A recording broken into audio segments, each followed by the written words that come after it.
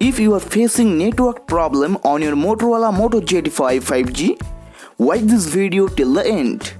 Today I will share exactly what I did after calling Jio customer care and how I finally fixed the network issue.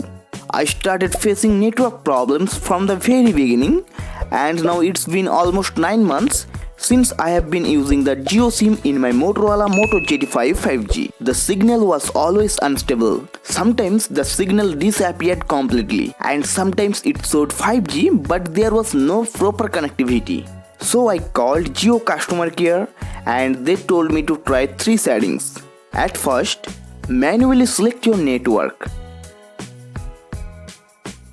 Second, enable data roaming for all networks. And third, turn off data saver. So I did all these settings exactly, but the network issue remained the same. There was no improvement at all. So finally I ported my Jio number to Airtel, and now everything works perfectly. Data, incoming, outgoing, no network issue at all. So if you are facing the same problem with Jio on Moto G85 5G, you might want to consider porting like I did. Okay guys, if you found this video helpful, please leave a like and don't forget to subscribe.